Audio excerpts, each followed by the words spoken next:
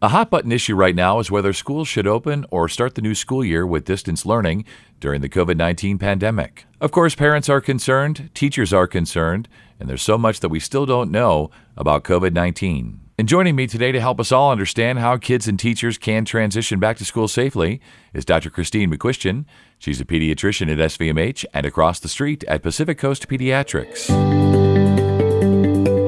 This is Ask the Experts, a podcast from Salinas Valley Memorial Healthcare System. I'm Scott Webb. So, Doctor, thanks so much for joining me today. You know, here in California, Governor Gavin Newsom recently announced that the schools in 32 counties in the state's monitoring list will begin the school year with distance learning until further notice. Counties not on the monitoring list can move forward with the return to the classroom. Let's just start with a broad question here. What do we know about COVID-19 and how it affects children? So in general, the symptoms that children have are generally the same but milder. Overall, the children tend to be less affected than the adults are. Fewer are having hospitalizations, and very few are requiring ICU care like we hear a lot of adults are. And actually in California, at this point, there has been 0 deaths of children, anyone less than 17 years old, thankfully. There is something called multi-system inflammatory syndrome that is associated with COVID-19 that many people have heard about in the news.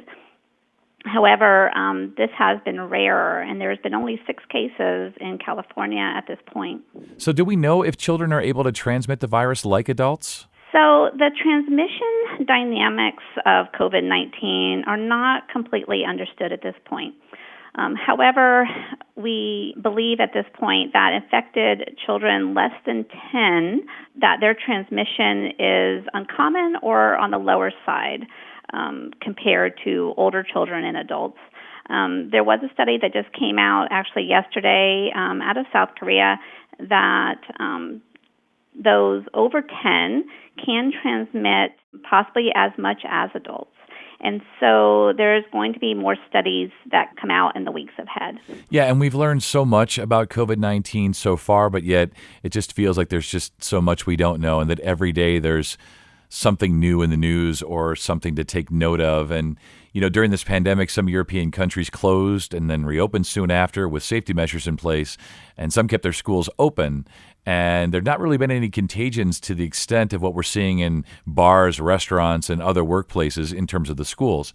So in California, when students return to school, children from 3rd grade on and staff must wear facial coverings and face shields. There will probably be other precautions in place, presumably. So how does a parent discuss going back to school to young children, specifically about social distancing and wearing a mask while in school? Because I know I have a 13-year-old, and keeping her, you know, it's like you tell them to keep their distance, and they start out distanced, and they're like magnets. They just keep getting closer and closer and closer. So how do we deal with that, Doctor? So what we've seen in our office with the many children who've come into our office for a well visit this summer is that they have been keeping their masks on. By this point, as we're 4 months into this, it seems many teenagers, many children have been out at some point and have seen people wearing masks, and they're starting to understand more of why we need to do this at this point. So there are some great videos out there for children, depending on their age and their understanding, that can help children to understand more of why we're doing what we're doing. Yeah, and I think we've already addressed this, but do children have some kind of natural protection against coronaviruses? It's very interesting. No one knows for certain why. Many people are looking at this intensely right now, trying to figure it out. Some believe it's something to do with the T-cell response with children compared to adults. Some people are looking at angiotensin-converting enzyme, the door that allows the virus to enter someone's respiratory system. Some believe that children's immune systems interact with the virus differently than adults. A lot of adults are getting sick because their immune systems tend to overreact to the virus, but this is not happening as much in children. So there's many studies going on. It'll be very interesting when we finally know why that is. Here in the Central Coast, and more so in Monterey County, we continue to see a rise of infections. Those being infected and hospitalized generally are adults. So is it safe for children to return to school in other communities during the pandemic? Can kids go back to school safely? First of all, as the governor outlined last week, an area should have a lower rate of positivity. And so here in Monterey County right now, it's mid 8.6, I saw this morning. And generally, to get off the watch list, you need to be under 8%, and that would need to be for 2 weeks. So it's not recommended to have the in-person type learning until that happens. But when that happens and when we have a lower positivity rate, then it looks like, because of the European examples that we have, that it will be safe with the safety measures in place. And the CDC has put out some extensive guidelines of how to make that happen with the schools. Yeah, and it does seem like it's quite a process and quite a burden just on the schools and the systems of keeping everything clean and constantly all day, every day. But if we want our children and our kiddos to be safe going back to school, that's probably necessary, right? Right, it is, and I will say that you get used to it. You get used to this norm for a temporary norm, I'd say, how things will be. We've gotten used to that in our office, how things have changed. But once you start proceeding and following these guidelines, it gets regular and not as burdensome. Yeah, let's hope so. And as you say, maybe a lot of people throw that around, the new normal. Let's maybe hope that a lot of this stuff is just the sort of temporary normal, right? Right. So, teachers have complained that distance learning does not come easy for some children, and we know that's true. They fear that kids are falling behind and will continue to fall behind as we head into this, full school year. Does it worry you, and what's your advice for teachers and parents? So it is definitely not an optimal situation for the distance learning. Particularly children with special needs or disabilities, children with autism, they're not going to be able to really learn by Zoom. It is concerning, and so it is best to return to in-person learning because that's where children learn the most. Definitely. There's just no substitute.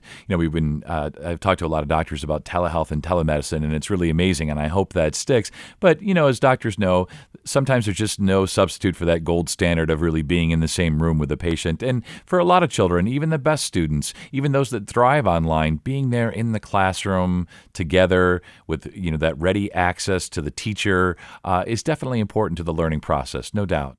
There's a lot of wealth and a lot of poverty in Monterey County. When schools closed, we saw the very stark reality that many children do not have access to the internet, let alone a computer at home. Some districts sent buses with Wi-Fi to certain school parking lots. Kids could use the internet right then and there and do their homework. How concerned are you about these children, the majority of whom are Latino, in terms of their learning and possibly falling behind? I'm very concerned about it, and I appreciate the different measures school districts have made to help with the internet access. But still, the in-person is definitely the best way to learn. And the governor did mention last week when he announced the new guidelines for California that there was more money being sent to districts to help with people with special needs or needing extra services. And so I would definitely have parents call their school districts and if they're having trouble with the online process to see how they can get extra help. So, Doctor, we know that children are children, of course, and that's what we love about them. How can we ensure that they will wear their masks, keep socially or personally distant from other kids at school? Just generally, what are your thoughts and advice about all of this, COVID, kids, school, all the above? California has outlined that children third grade and older are required to wear a mask. And generally, again, the children we've seen this summer, they're used to wearing a mask now, and doesn't seem to be a problem. It's the younger children who have a little trouble keeping their mask on. And that is why they have also said that they could wear face shields, which I think is a great idea. They're a lot more comfortable, especially for these little ones, and it would be a good idea if they wore those instead. I saw someone today actually who decorated their own mask, a teenager, and was very proud of it. And it reminded me that this is a great idea too, that teachers could have kids decorate their own mask, and that might make them want to wear their mask even more. Yeah, definitely. I think especially across the spectrum, the range of kids, you could see that being a great activity for for kindergarten, first grade, that kind of thing. But also teenagers, they all like to be individuals. They all like to stand out. So maybe there's something in there for everybody. Is there anything specifically parents need to know from school officials? Is there anything they should be asking if they have that opportunity? Well, first of all, I've seen some plans for schools in terms of, especially when they return for in-person learning, and I have been completely impressed with what they are doing to help prevent kids from getting sick. There are some over-the-top plans, and very impressed by those.